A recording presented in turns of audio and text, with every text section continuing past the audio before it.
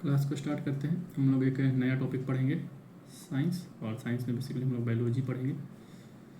Biology complete करेंगे हम लोग। इतना मतलब ज़्यादा डिटेल में नहीं थी, पर इतना ज़रूर पढ़ेंगे कि अगर कोई भी आप एग्ज़ाम दे रहे हैं, जैसे कि एसएससी हो या फिर कोई भी पीएससी एग्ज़ाम हो, यहाँ तक कि यूपीएससी भी। यूपीएससी में तो क्वेश्चन बायोलॉजी से खैर 2-3 क्वेश्चन ही आते हैं। हाँ, पीएससी क्वेश्चन में ज़्यादा कोई भी अगर पीसीएस दे रहे हैं, कोई भी स्टेट पीसीएस या स्टेट पीएससी कोई भी अगर एग्ज़ाम दे रहे हैं, तो वहाँ पर क्वेश्चन बहुत ज़्यादा आते हैं। 10 से 15 क्वेश्चन होते हैं। एसएससी में भी बहुत इंपॉर्टेंट होता है। तो हम लोग इतना मतलब लेवल लेके चलेंगे जिससे कि हमारा ये सारे एग्ज़ाम कवर हो जाए। क्योंकि मैंने कई सारे एग्ज़ाम दिए, जैसे यूपीएससी है, मैंने यूपीएससी प्री भी क्वालिफाई किया हुआ है। 2024 में मैंने इसका मेंस दिया हुआ है। मैंने बीपीएससी का मेंस भी मैंने 2 बार दिया हुआ है। मैंने एसएससी भी क्वालिफाई किया हुआ है। बिहार एसआई भी मैंने क्वालिफाई किया हुआ है। तो हमको पता है कि कितना लेवल तक क्वेश्चन आ सकता है। तो हम लोग उतना लेवल लेके चलेंगे कि सारा क्वेश्चन हो जाए। हालांकि इतना भी नहीं लेके चलेंगे कि नीट का हम लोग पढ़ने लगे, क्योंकि ये हमारा है नहीं। हमको कॉम्पिटिटिव एग्ज़ाम देना है, तो हम लोग उसी लेवल का क्लास करेंगे। ठीक है, बायोलॉजी करेंगे, फिर बायोलॉजी के बाद ये कंप्लीट होगा तब फिजिक्स, और ऐसे ही केमिस्ट्री करके पूरा साइंस कंप्लीट कर लेंगे। कोई भी एग्ज़ाम आप दीजिएगा तो वहाँ पे साइंस से तो ज़रूर क्वेश्चन ही आते हैं। चलिए स्टार्ट करते हैं। सबसे पहले तो साइंस को समझते हैं कि साइंस होता क्या है। बेसिक्स से हम लोग लेके चलेंगे। आज हम लोग केवल बेसिक क्लास करेंगे। हालांकि ये भी क्लास इंपॉर्टेंट होगा, क्योंकि इससे भी क्वेश्चन आएंगे। बाकी कल से हम लोग एक एक टॉपिक लेके स्टार्ट करेंगे। ठीक है, तो साइंस जो बोलते हैं वो बोलते हैं, इसका आप लोग लिख लीजिए, साइंस किसे कहते हैं। किसी एग्जाम पूछेगा नहीं, फिर भी आप लोग लिख लीजिए, सही बात नहीं। ये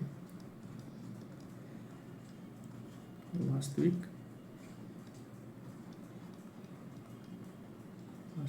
अनुभव, प्रयोग एवं परीक्षण से प्राप्त तथ्य का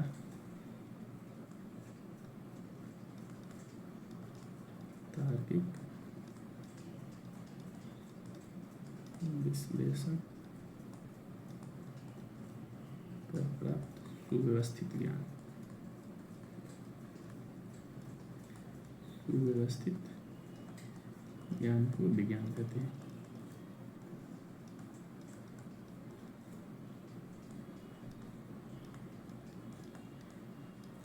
देखिए, इसका क्या मतलब है कि पहले तो वास्तविक अनुभव होना चाहिए। ऐसे नहीं कि आपने कह दिया कि कोई भी चीज़ आपको लगे, तो ऐसे नहीं होगा। फिर उसका प्रयोग होगा, उसका परीक्षण होगा, फिर परीक्षण करने से कुछ तथ्य मिलेगा।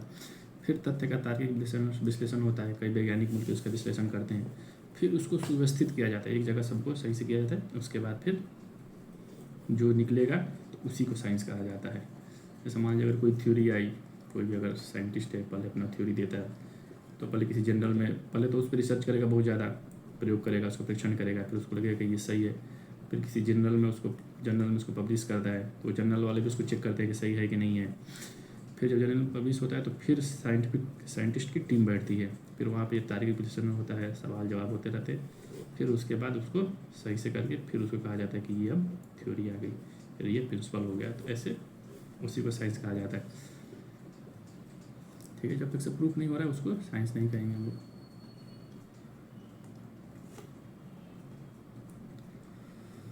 साइंस जो है वो 2 प्रकार का हो सकता है। एक होता है डिस्क्रिप्टिव, इसको वर्णनात्मक कहते हैं। एक होता है नॉर्मेटिव साइंस। डिस्क्रिप्टिव साइंस में क्या होता है, जो भी नेचुरल चीज़ है, जो भी प्राकृतिक है, उसी प्राकृतिक नियम को हम लोग इसमें समझते हैं। प्राकृतिक नियम को समझते हैं। ठीक है, जो भी नियम है उसको हम लोग बस केवल समझते हैं। पहले से वो नियम बना हुआ है, बस हम लोग उसमें समझते हैं। लेकिन नॉर्मेटिव में क्या होगा, इसमें हम लोग नियम बनाते हैं खुद, समाज को चलाने के लिए, देश को चलाने के लिए।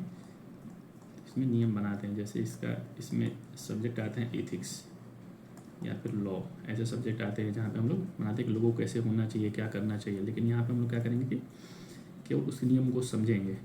इसके भी 2 प्रकार होते हैं। एक तो होता है नेचुरल और दूसरा होता है आर्टिफिशियल यानी कि कृत्रिम। आर्टिफिशियल, नेचुरल में क्या करेंगे, जो भी प्राकृतिक चीज़ें होंगी उसके नियम को हम लोग समझेंगे। आर्टिफिशियल मतलब कि जो हमने कृत्रिम दुनिया बनाई है उसके नियम को समझेंगे। अब आर्टिफिशियल यानी कृत्रिम दुनिया क्या है, जैसे कि हमारा इतिहास हिस्ट्री सब्जेक्ट जैसे है, तो हिस्ट्री तो इंसानों ने बनाया है, नेचर ने बनाया नहीं है, तो हम लोग इसके बारे में पढ़ते हैं। फिर पॉलिटी हो गया, जो नियम कानून हमने बनाया फिर उसको समझते हैं क्या होना चाहिए। इकोनॉमिक्स हो गया, सोसाइटी के बारे में पढ़ते हैं हम लोग, तो ये इसमें आता है आर्टिफिशियल वाले में। और नेचुरल में जो आता है वो आता है फिजिक्स। फिजिक्स में हम क्या करते हैं कि जो भी चीज़ पृथ्वी पे हो रहा है, चाहे पूरे ब्रह्मांड में हो रहा है, वो क्यों हो रहा है, कैसे हो रहा है, तो उसके बारे में हम लोग जानते हैं फिजिक्स में। मैं बात करें केमिस्ट्री की, केमिस्ट्री में हम क्या करते हैं कि जो भी तत्व पृथ्वी पे है या फिर पृथ्वी पे नहीं ये कहीं भी है, तो उसके बारे में अगर हम लोग पता करें कि उसको क्या यूज है, क्या क्या कर सकते हैं, या फिर वो कैसे बना है, क्या हो रहा है, तो हम लोग केमिस्ट्री में पढ़ते हैं। जैसे मान लीजिए आयरन है, Fe, हम लोग इसके बारे में पता किए, फिर उसके एटॉमिक स्ट्रक्चर को पढ़े, बाद में पढ़े तो फिर देखे कि उसका क्या क्या यूज हो सकता है। पता चला कि ये बहुत ज़्यादा कठोर होता है, तो फिर हमने उस प्रकार से इसको घरों में यूज किया। फिर उसमें हमने देखा कि अगर हम लोग इसमें क्रोमियम या नाइक्रोम मिला दे तो फिर ये इस्पात बन जाएगा। तो फिर इस्पात का हम लोग यूज किए, वो थोड़ा लचीला होता था। फिर हमने स्टेनलेस स्टील बना दिया इसी का, तो हम लोग उसके बारे में पढ़ते हैं, फिर उसका यूज अलग अलग करते हैं। जैसे कि गोल्ड है, तो गोल्ड का यूज पता चला है कि बहुत ज़्यादा मतलब इसको पतला से पतला तार बनाया जा सकता है, तो इसका ज्वेलरी में प्रयोग होने लगा। ऐसे ही करके केमिस्ट्री में हम लोग किसी तत्व को उठाते हैं, उसके बारे में पढ़ते हैं, फिर उसका प्रयोग देखते हैं क्या क्या कर सकते हैं, उस हिसाब से इसको यूज करते हैं।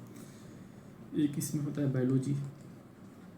बायोलॉजी में हम लोग जो भी जीव हैं, जो भी जिंदा व्यक्ति हैं, जिंदा आदमी, जानवर, तो उसके बारे में पढ़ते हैं बायोलॉजी में, उसके अंदर क्या क्या हो रहा है। और एक इसमें और सब्जेक्ट आ जाता है जैसे कि जियोग्राफी। जियोग्राफी तो इसमें हम लोग पृथ्वी के बारे में या फिर कोई ग्रह है तो इसके बारे में पढ़ते हैं। तो हम लोग इसी में से जो सब्जेक्ट पढ़ना है वो पढ़ना है, बायोलॉजी के बारे में हम लोग को पढ़ना है, ठीक है। ये सभी सब्जेक्ट होगा, आप लोग यूट्यूब चैनल से जुड़े रहिएगा, वहाँ पे सारे सब्जेक्ट एक एक करके आते रहेंगे, ठीक है। कोई हम पढ़ाएंगे, कोई नीरज सर पढ़ाएंगे, तो बायोलॉजी हम लोग को पढ़ना है।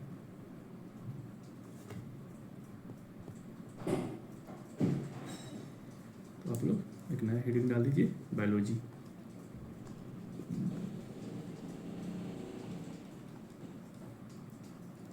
बायोलॉजी, जीव विज्ञान।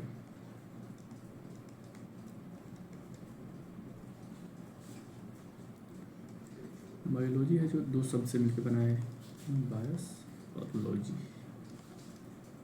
बायोस का मतलब होता है जीवन और लॉजी का मतलब होता है विज्ञान, यानी कि जीवन का विज्ञान, ठीक है। कुछ इसका बेसिक्स लिख लीजिए, जैसे कि अगर आपसे पूछे कि इसका फादर कौन है, फादर ऑफ बायोलॉजी, तो क्वेश्चन आते ही, तो ये है अरस्तु। अगर आपसे पूछे कि ये वर्ड किसने दिया, बायोलॉजी वर्ड, बायोलॉजी वर्ड दिया था ट्रेवेनियस एंड लेमार्क, दो लोग थे, उन्होंने लोगों ने मिलकर इस पर रिसर्च किया और उन्हें ये वर्ड दिया, ठीक है। अगर बायोलॉजी को भी दो भागों में बांट पढ़ते हैं। शुरू में तो बायोलॉजी हुआ कि जीवन जो भी है उसका विज्ञान पढ़ते लगे, लेकिन बाद में पता चला कि इसको और बांट के अच्छे से पढ़ा जा सकता है। इसमें एक तो बांट दिया गया जूलॉजी, जिसको कहा गया जंतु विज्ञान, और अगला जो हुआ बोटनी, हमने पौधों के बारे में पढ़ना स्टार्ट किया, ठीक है। पौधों के बारे में ऐसे इसको लिख सकते हैं वनस्पति विज्ञान।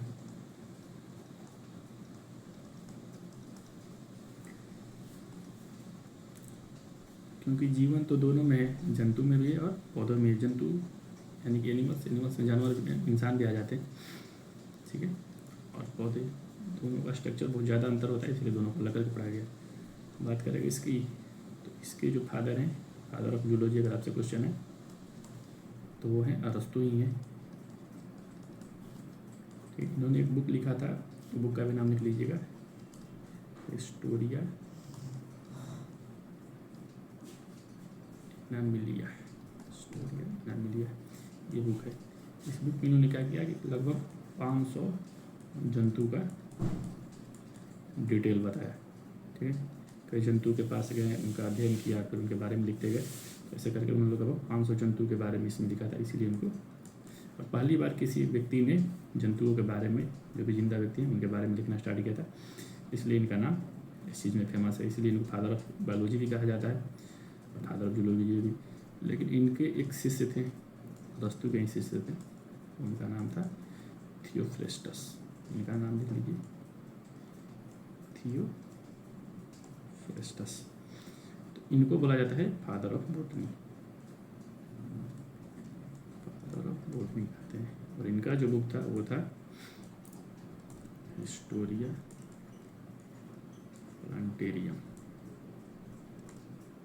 Historia plantarum. ठीक है, तो दोनों का अपना अपना बुक था। प्लांटेरियम यानी कि प्लांट के बारे में इन्होंने 1000 प्लांट, लगभग 974 का आया था, लेकिन मान लीजिए 1000 लगभग प्लांट। आपसे ये सवाल नहीं आएगा, सवाल ये आएगा फादर ऑफ जूलॉजी कौन है, तो ये सवाल लिख लीजिए, फादर ऑफ बॉटनी कौन है। ठीक है, इनका अरस्तु का बुक कौन है और थियोफ्रेस्टस का बुक कौन है, ऐसे सवाल आपसे आ सकते हैं। चलिए एक और चीज़ देखते हैं इसमें। मैंने बताया बायोलॉजी का मतलब होता है जीव विज्ञान, यानी कि जीवन का विज्ञान, जीव विज्ञान। तो शुरू में इसको कहा गया जीवन का विज्ञान।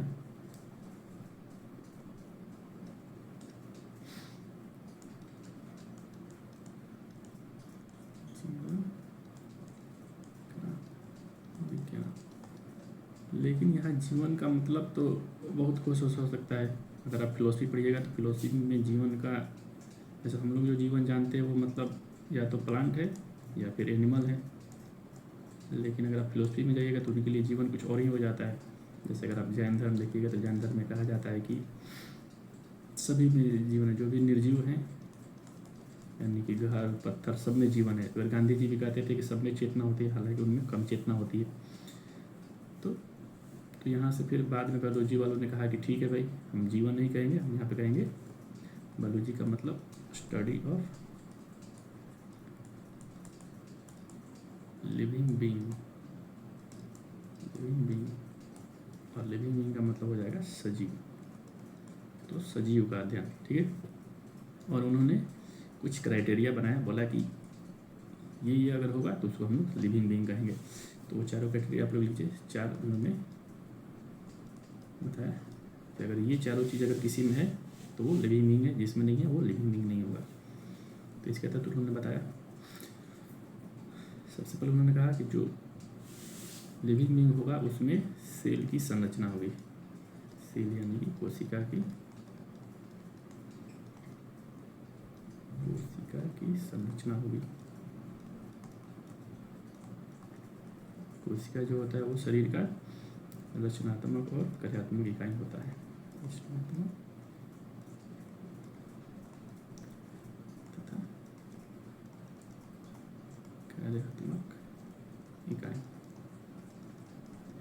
ठीक है, रचनात्मक यानी कि शरीर की जो रचना होगा वो सेल से ही होगा। सबसे अगर लास्ट आ जाएगा तो सेल ही होगा। और कार्यात्मक यानी कि अगर शरीर में कोई भी कार्य हो रहा है तो वो सेल में होगा। जैसे मान लीजिए हम अगर मनुष्य को लेते हैं, मनुष्य की, तो मनुष्य जो बना हुआ है सेल से बना है। सेल मिल के टिश्यू बने हैं, टिश्यू मिल के ऑर्गन्स बने हैं, ऑर्गन से बना है ऑर्गन सिस्टम, ऑर्गन सिस्टम से फिर ये इंसान बन गए। ठीक है, तो सबसे अगर शुरुआती देखें तो सेल ही है।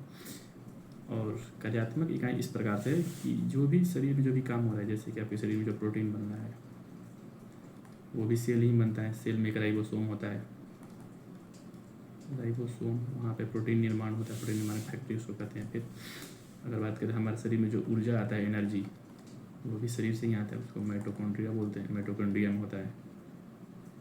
ठीक है, फैट भी जो बनता है शरीर में वो भी सेल के ही अंदर एक पार्ट होता है, गोल्जी बॉडी। ठीक है, तो जो भी हमारे शरीर में जो भी होगा, और फैट भी सेल में ही इकट्ठा होते रहता है, सेल फैलते रहेगा, फिर आपका फैट जमा होगा। तो जो भी आपके शरीर में जो भी अंग बन रहे हैं, अब जो भी कार्य हो रहा है वो सब सेल में हो रहा है, इसीलिए सेल को कहा जाता है रचनात्मक तथा क्रियात्मक है। तो पहला क्या है, पहला है सेल। दूसरा लिख लीजिए, जो दूसरा इम्पोर्टेंट है, दूसरा इसमें होना चाहिए प्रजनन, रिप्रोडक्शन।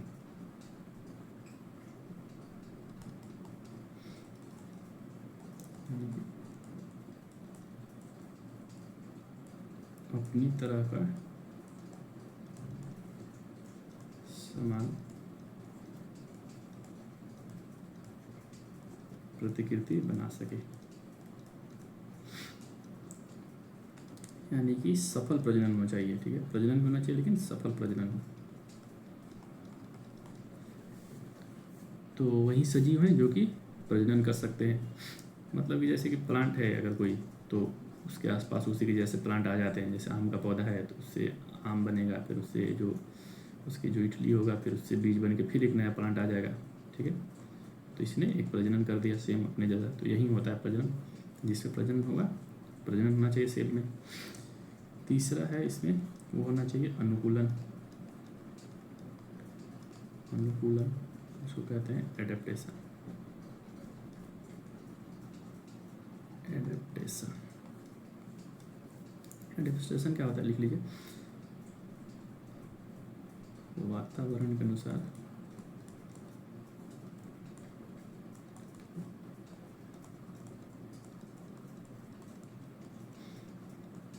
खुद में परिवर्तन लाना है, खुद में परिवर्तन लाना है या फिर खुद को ऐसे ही डालना है। तो इसको हम लोग अनुकूलन कहते हैं। जैसे इसमें देखिए क्या होता है, अगर मान लीजिए कोई जीव है यहाँ से ठंडे स्थान पे गया, तो उसने क्या किया कि शरीर को अपने बदलाव करके उसी अनुसार बदल दिया। जैसे हम आपको एग्जांपल दें कि आज जो जिराफ आप देखते हैं वो एक ज़माने में तो बकरी हुआ करती थी, लेकिन बकरी जो थी वो तो कुछ तो दूसरे एरिया में थी, कुछ दूसरे एरिया में गई, और उस एरिया में जहाँ पे ये बकरियाँ गई और वहाँ पे क्या हुआ कि ज़मीन से घास ख़त्म हो गया और वहाँ पे बड़े बड़े पेड़ आ गए, और वो पेड़ आने के चक्कर में अब उनको ज़मीन पे मिलता नहीं है, तो वो लोग ऊपर कर करके खाते खाते और उन्होंने अपना गर्दन इतना लंबा कर लिया। इसी प्रकार आपने सुना होगा कैट फैमिली। कैट फैमिली यानी कि बिल्ली की ही प्रजाति, उसमें शेर भी आता है, बाघ भी आता है, लेपर्ड भी आता है, प्यूमा आता है, जगुआर आता है, सब आता है। ऐसे ही इंसान के बारे में भी आप लोग जानते हैं। इंसान खुद पहले एक बंदर था, और बंदर की प्रजाति के भी कई बंदर आते हैं। एक तो कपी कहते हैं, ठीक है, जो नॉर्मल बंदर होते हैं। फिर उसमें एक लंगूर आता है, ओरंगटन आता है, चिंपांजी, ये सब पर कई बंदर होते हैं। और यही बंदर इंसान भी बन गए। क्या हुआ था कि जब यहाँ पे जो हुआ था इसके उल्टा यहाँ पे हो गया था। पहले तो जंगल थे, तो जंगल में ऊपर अपना बंदर रहते थे, कोई उनको दिक्कत नहीं था। लेकिन एक ऐसा समय आया कि पूरा जंगल ख़त्म हो गया और जंगल की जगह पर वहाँ पे घास आ गए। ठीक है, अब बंदर घास से ज़मीन पे आ गए, लेकिन ये 4 पैर के थे बंदर और छोटे भी थे। तो इस घास में चलते थे तो कोई भी बड़ा जानवर इनको खा जाता था। तो इन्होंने क्या किया कि घास से ऊपर देखने के लिए 2 पैरों पे खड़ा होने लगे और बाहर देखने लगे। ऐसे 2 पैरों पे खड़ा होते होते ये धीरे धीरे फिर अपने 2 पैरों पे सीधा खड़ा होने लगे। आगे चल के फिर इंसान में भी कई प्रजाति आती हैं। अगर आप लोग देखिएगा तो होमो हैबिलिस, होमो इरेक्टस, रामापिथेकस, ऑस्ट्रेलोपिथेकस, बहुत सारी प्रजातियाँ हैं। तो उसी में से एक प्रजाति हम लोग जो हैं अभी जो वर्तमान बचे हुए हैं, होमो सेपियंस। होमो सेपियंस इसका मतलब होता है बुद्धिमान मानव। होमो मतलब तो मानव हो गया, सेपियंस मतलब बुद्धिमान मानव। इससे पहले निएंडरथल थे। तो ऐसे ऐसे करके अनुकूलन होते रहता है सभी जीव में।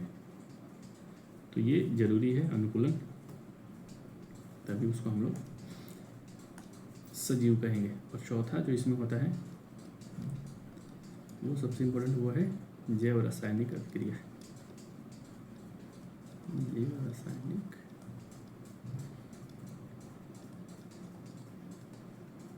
अभिक्रिया, ठीक है। जियोकेमिकल साइकिल लिख लीजिए, बायो केमिकल साइकिल। इसमें क्या होता है, इसको और भी कहते हैं, जिसको मेटाबॉलिज्म भी कहते हैं। मेटाबॉलिज्म यानी कि उपापचय। इसमें क्या होता है कि हमारे शरीर में कोई चीज़ बनता है, फिर वो टूटता है, फिर बनता है, फिर टूटता है, ठीक है। इसके भी दो पार्ट होते हैं, एक होता है एनाबॉलिज्म,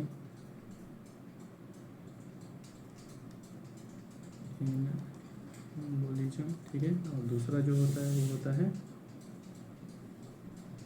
कैटाबॉलिज्म, कैटाबॉलिज्म, ठीक है। ठीक, कैटाबॉलिज्म का होता है अपचय और एनाबॉलिज्म का मतलब होता है उपापचय, ठीक है। इसको आप लोग उपापचय की जगह पे अगर चयापचय जो भी, अब मेटाबॉलिज्म याद रखिएगा, क्योंकि फिर आप ये उपापचय अपचय ऐसे करने में कंफ्यूज हो जाइएगा। तो आप लोग इंग्लिश पे ज़्यादा ध्यान दीजिए, क्योंकि बायोलॉजी जो बना हुआ है वो खुद अंग्रेजों ने बनाया हुआ है, तो उन्होंने अंग्रेजी शब्द ज़्यादा यूज किया है। बाद में ये शब्द बदलते चले गए, तो हम लोगों ने अपने हिसाब कुछ कुछ तो ढाला, लेकिन सब कुछ तो आप नहीं बदल सकते हैं। देखिए एनाबॉलिज्म में क्या होता है, इसको लिख लीजिए आप लोग कि सरल अणु मिलकर जटिल अणु का निर्माण करते हैं, जटिल अणु का निर्माण करते हैं,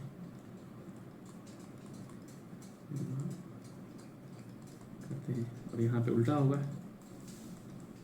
बोल देते हैं जटिल अणु, इसका लिखते हैं, पहले इसे लिख दीजिए एनाबॉलिज्म, सरल अणु मिलकर जटिल अणु का निर्माण करते हैं। और कैटाबॉलिज्म में क्या होगा, जटिल अणु सरल अणुओं में टूट जाते हैं, लिख लीजिए जटिल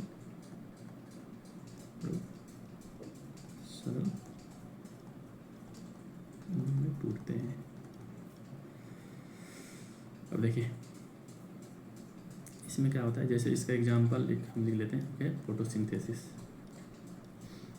फोटोसिंथेसिस आपने इसके बारे में पढ़ा होगा, हम लोग इसको देखेंगे जब हम लोग प्लांट पढ़ेंगे, बॉटनी का कोई टॉपिक जब पढ़ेंगे तो हम लोग इसको अच्छे से देखेंगे। फोटोसिंथेसिस में क्या होता है, carbon dioxide plus water 6CO2 6H2 ये मिलता है, और ये मिलके बनता है C6H12O6, ठीक है, प्लस O2 6O2, ठीक है, ये होता है ग्लूकोज। तो यहाँ पे क्या हुआ, दो आसान अणु हैं, कार्बन डाइऑक्साइड और ऑक्सीजन, ये बन गया ग्लूकोज, इसको बायोमास भी कहते हैं, ठीक है। यही जो होता है ग्लूकोज, यही स्टार्च के रूप में संचय रहता है, और स्टार्च के रूप में होते हुए ये हमारे शरीर में आता है। फिर हम क्या करते हैं कि इसको, अब यहाँ पे ये दो सरल अणु मिलके एक अणु बनेगा, लेकिन ये जो ग्लूकोज है ये हमारे जब शरीर में आएगा ये 6H12O6, और इसको हम लोग ऑक्सीजन से रिएक्ट करा के, और फिर ये वापस फिर CO2 बन जाता है प्लस H2O प्लस यहाँ पे ऊर्जा निकलता है ATP के रूप में।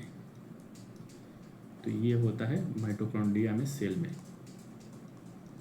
ये वाला हम लोग प्रोसेस अभी और आगे देखेंगे, जब माइटोकॉन्ड्रिया पढ़ेंगे तो डिटेल में देखेंगे माइटोकॉन्ड्रिया में कहाँ होता है, क्रेब्स साइकिल क्या होता है।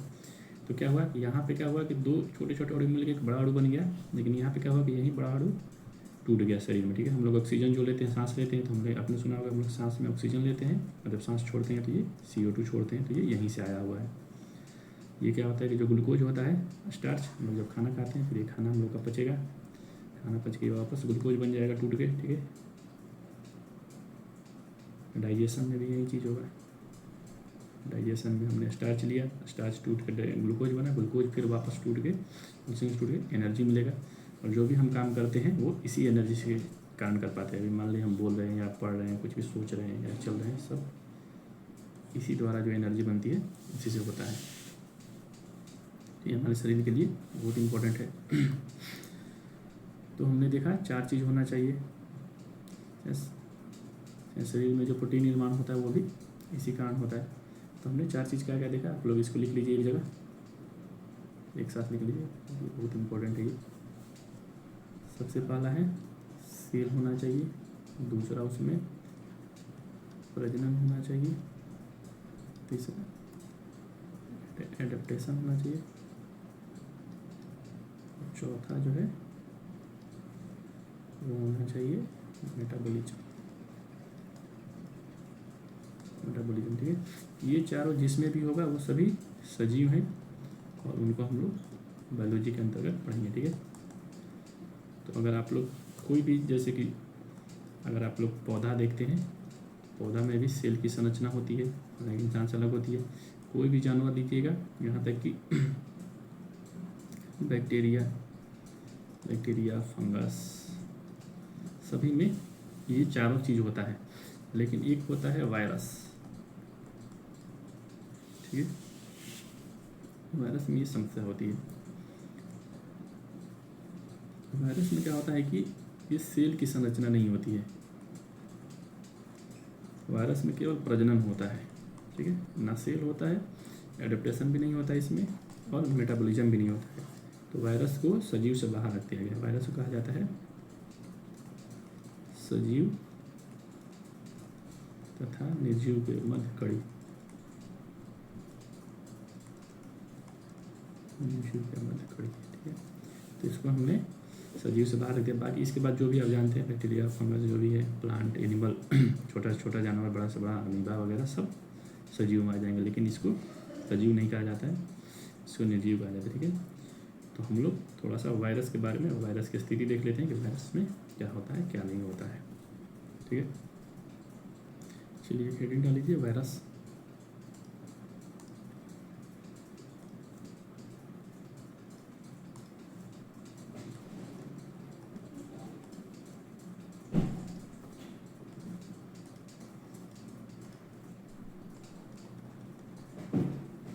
वायरस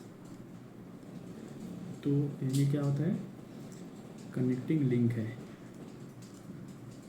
कनेक्टिंग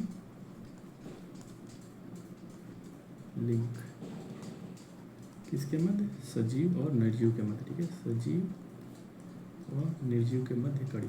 इससे ये क्वेश्चन आ सकते हैं, अगर आपसे पूछे कि वायरस क्या है, तो अगर लिखा होगा सजीव तो सजीव नहीं कीजिएगा, निर्जीव लिखा होगा निर्जीव मत कीजिएगा, उसको लिख दीजिएगा सजीव और निर्जीव के मध्य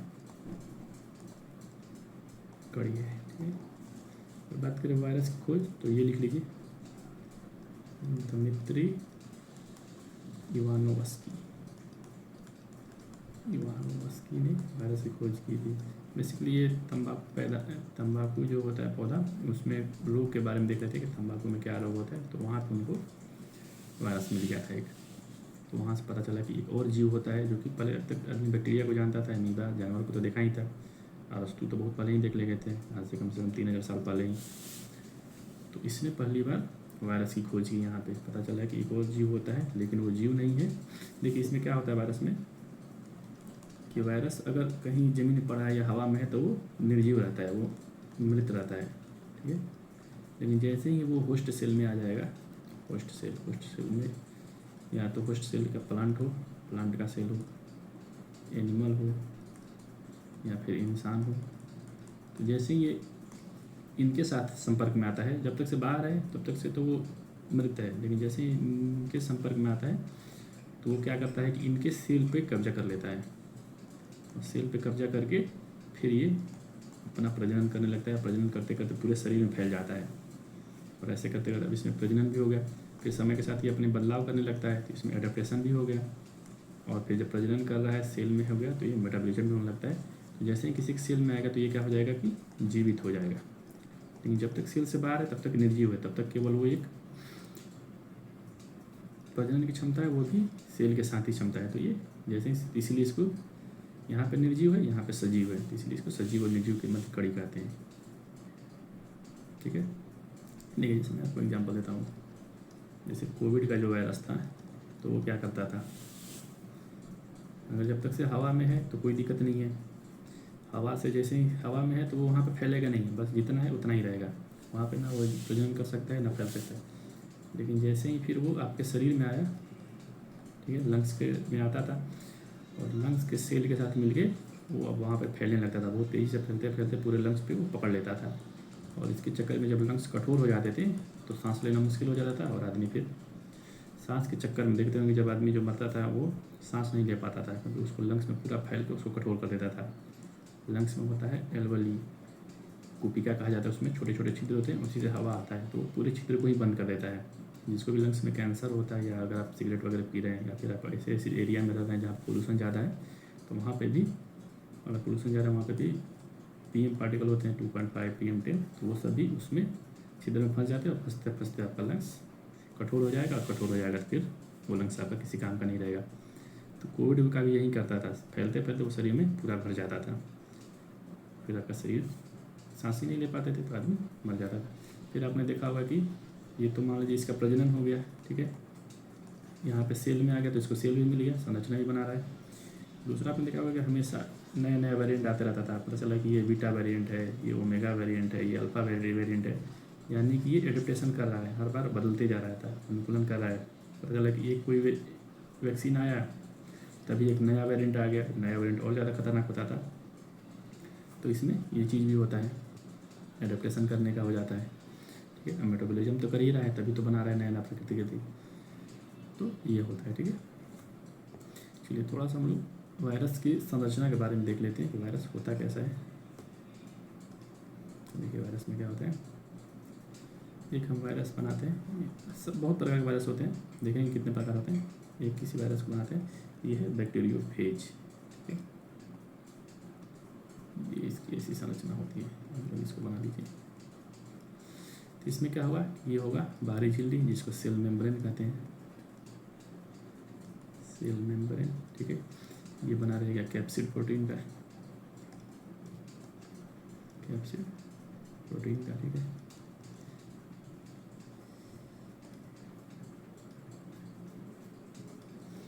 इसके अंदर होता है एक अनुवांशिक पदार्थ, ठीक है, ये इसको लिख लीजिए, अनुवांशिक पदार्थ।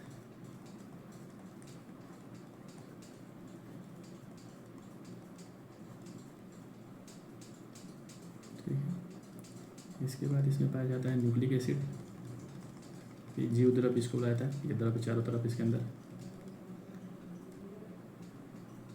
न्यूक्लिक एसिड, जीव द्रव्य, और इसमें हार्मोन भी होता है, यही आपके शरीर में जाता है और शरीर पे कब्जा करता है, ठीक है। अनुवांशिक पदार्थ यही पता करता है कि ये जो वायरस है वो किस प्रकार का वायरस है। तो ये चार चीज़ होता है, ठीक है, देख लीजिए, कोई उतना इम्पोर्टेंट नहीं। तो ये इसका नाम क्या है, इसका नाम लिख लीजिए बैक्टीरियोफेज, बैक्टीरियोफेज। चलिए थोड़ा सा और देखते हैं कि कितने प्रकार के हो सकते हैं वायरस। तो एक तो वायरस का जो वायरस का काम है संक्रमित करना, ठीक है। तो संक्रमित करने के आधार पे, संक्रमित करने के आधार पर लिख लीजिए कितने प्रकार हो सकते हैं। तो एक तो जो कि एनिमल को संक्रमित करे तो एनिमल वायरस, एनिमल को संक्रमित करेंगे। दूसरा है कि प्लांट को संक्रमित करे तो ये है प्लांट वायरस, ठीक है। बैक्टीरिया को संक्रमित करे तो इसको बोलते हैं बैक्टीरियोफेज, ठीक है। अगर कवक को संक्रमित करे तो इसको बोलते हैं माइकोफेज, ठीक है। तो आपसे ये सवाल आ सकता है कि क्या वायरस बैक्टीरिया को संक्रमित कर सकता है, तो जी हाँ कर सकता है, उसका नाम है बैक्टीरियोफेज। अगर ऐसा क्वेश्चन आए कि बैक्टीरियोफेज क्या है तो वो एक वायरस है, आपको लिखेगा कि यहाँ पर लिखा है बैक्टीरिया, तो आप सोचेंगे कि नहीं बैक्टीरिया होगा, लेकिन बैक्टीरिया नहीं होगा, ये वायरस ही होगा। ऐसे क्वेश्चन फंसाने के लिए बनाया जाता है, ठीक है। एक वायरस होता है अनुवांशिक पदार्थ के आधार पे, अनुवांशिक पदार्थ के आधार पे वायरस, ठीक है। देखिए हमने यहाँ बताया कि इसमें एक अनुवांशिक पदार्थ होता है। तो अगर आप एक चीज़ देखिएगा, अगर आप कोई भी जीव देख रहे हैं तो उसमें अनुवांशिक पदार्थ होता है डीएनए। डीएनए का आपने नाम सुना है, हम लोग पढ़ेंगे जब हम लोग सेल में, जब हम लोग न्यूक्लियस पढ़ेंगे वहाँ पर डीएनए को हम लोग अच्छे से देखेंगे, ठीक है।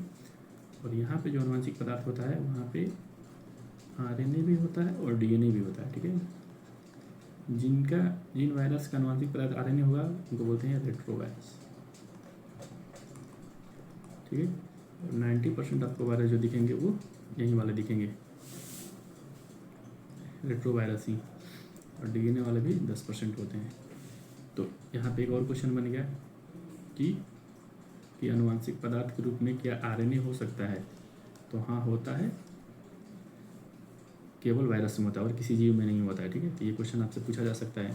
अनुवांशिक पदार्थ के रूप में वायरस में क्या होता है? तो आरएनए और डीएनए दोनों होता है।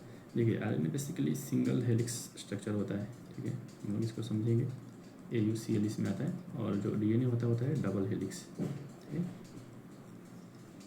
डबल हेलिक्स होता है। तो डबल हेलिक्स होने के चलते ये ज़्यादा स्टेबल होता है।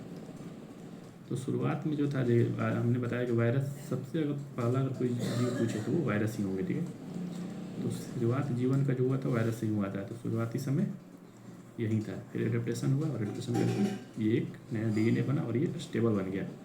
तो सभी जीवों ने इसको अपना लिया, लेकिन ये शुरुआती जीव हैं तो इनमें अभी भी आरएनए ही है। ठीक है, तो जिनमें आरएनए है उनको रेट्रोवायरस कहते हैं, डीएनए जो ये है। ठीक है, एक चीज़ ये देखिएगा कि जो वायरस होते हैं, जो वायरस होता है इनका कोई इलाज नहीं है, ठीक है। वायरस के जो भी रोग हैं इनका इलाज नहीं है।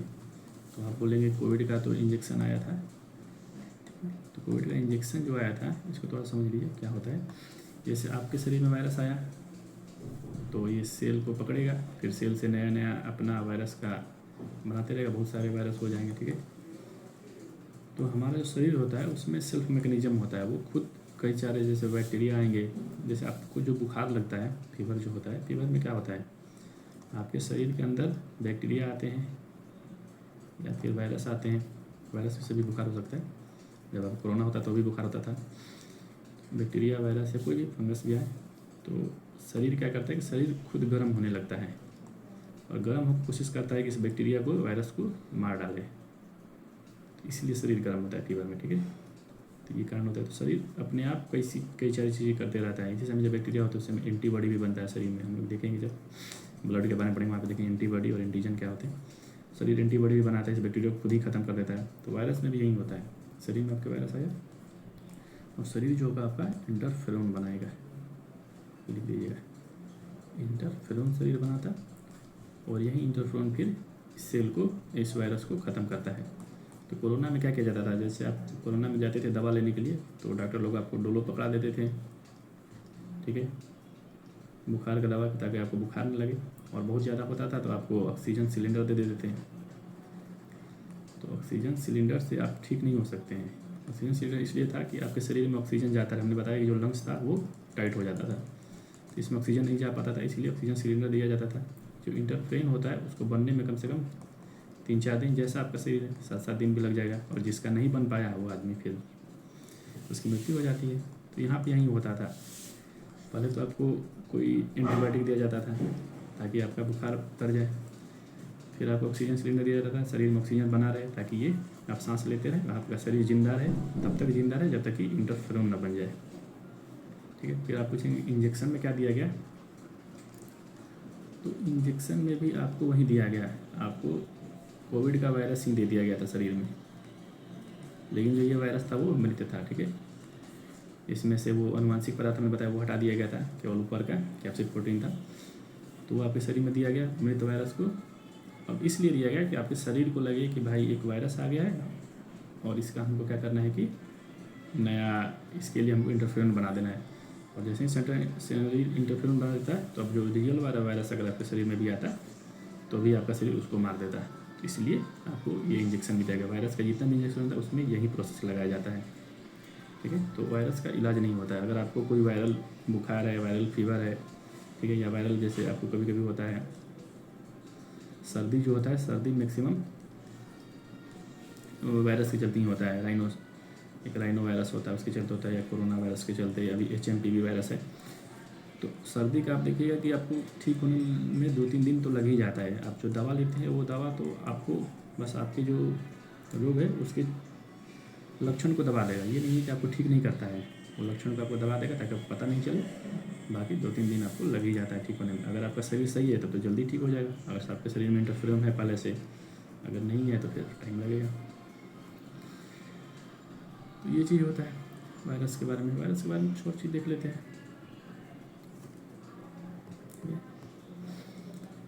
तो हमने बताया कि जो वायरस की संरचना होती है उसमें ये होगा सेल मेम्ब्रेन, ठीक है, आनुवंशिक पदार्थ होगा, न्यूक्लिक एसिड होगा, हार्मोन होगा, ठीक है, सेल मेम्ब्रेन।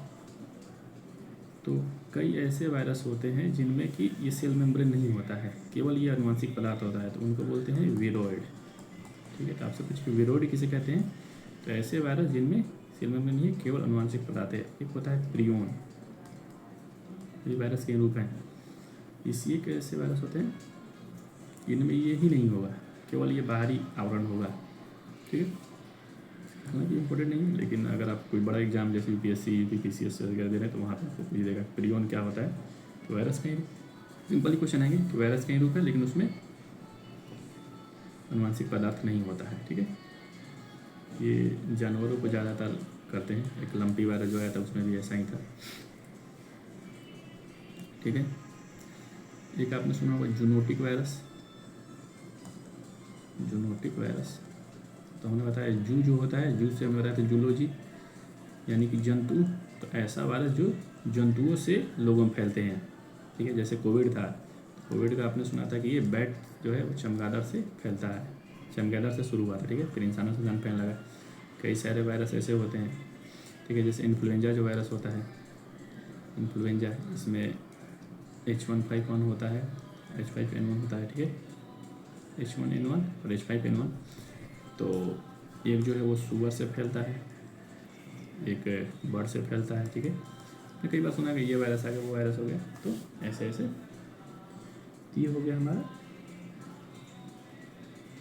वायरस के बारे में, ठीक है। तो ये सब लिख लीजिए, इससे बाहर क्वेश्चन नहीं आएगा वायरस के बारे में, ठीक है, ये लिख लीजिएगा और ये वाला लिख लीजिएगा। आरएनए भी होता है आनुवंशिक पदार्थ के रूप में।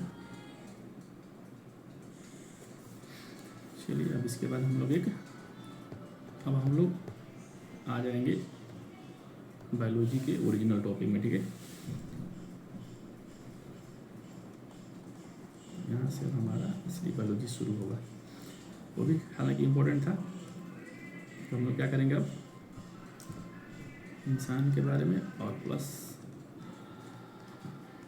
पौधा, ठीक है। इंसान से यहाँ मेरा मतलब एनिमल से सभी जो एनिमल होते हैं लगभग सभी में सामान्य होता है, तो इनके बारे में हम लोग अब इनके अंदर क्या क्या होता है एक एक चीज़ को पढ़ेंगे, ठीक है। तो हमने बताया कि जो सबसे छोटा जो चीज़ होता है इनमें होता है सेल, ठीक है। सेल जो होता है वो संरचनात्मक और कार्यात्मक इकाई होती है, इनसे मिलकर हमने बताया कि टिश्यू बनता है, ठीक है। फिर हमने बताया कि टिश्यू से मिलकर ऑर्गन बनेगा, ऑर्गन से मिलकर ऑर्गन सिस्टम, ऑर्गन सिस्टम बन के मनुष्य बन जाएंगे। हालांकि मनुष्य लिखना सही नहीं है, यहाँ पे हम लोग जानवर लिख देते हैं, ठीक है। सेल के भी कई सारे ऑर्गेनली होते हैं, सब लोग देखेंगे सेल में कौन कौन सा ऑर्गन होते हैं। बात करें टिश्यू के भी कई प्रकार होते हैं, ये देखेंगे। ऑर्गन आप लोग जानते हैं, जैसे कि ऑर्गन में lungs, heart, stomach, ETC organ, ठीक है। कई सारे ऑर्गन होते हैं। ऑर्गन सिस्टम क्या होता है कि कई ऑर्गन मिलके एक सिस्टम बनाते हैं अलग से। जैसे लंग्स का जो सिस्टम होता है रेस्पिरेटरी सिस्टम, ठीक है। हार्ट का जो होता है वो होता है सर्कुलेटरी सिस्टम, और स्टोमक का जो होता है डाइजेस्टिव सिस्टम, ठीक है। तो हम लोग सबसे पहले सेल के बारे में पढ़ेंगे, सेल में क्या क्या होता है। उसके बाद हम लोग टिश्यू के बारे में आ जाएंगे। टिश्यू 4 प्रकार के टिश्यू होते हैं, फिर स्किन एक टिश्यू होता है, स्किन के बारे में देख लेंगे। उसके बाद हम लोग ऑर्गन जो पढ़ेंगे वो ऑर्गन सिस्टम के साथ ही पढ़ेंगे, ठीक है। जैसे मान लीजिए हम लोग रेस्पिरेटरी सिस्टम पढ़ रहे हैं, तो रेस्पिरेटरी सिस्टम में हम लोग सबसे पहले देख लेंगे कि नाक से होते हुए, एसोफेगस से होते हुए तो लंग्स में आ रहा है, फिर लंग्स से जाता है ब्लड से होते हुए माइटोकॉन्ड्रिया, और यहाँ पे जाके असली रेस्पिरेशन होता है। वैसे ही करते हुए तो हम लोग कल से सेल स्टार्ट करते हैं। आज की क्लास इतना ही रहने देते हैं, ठीक है। Thank you.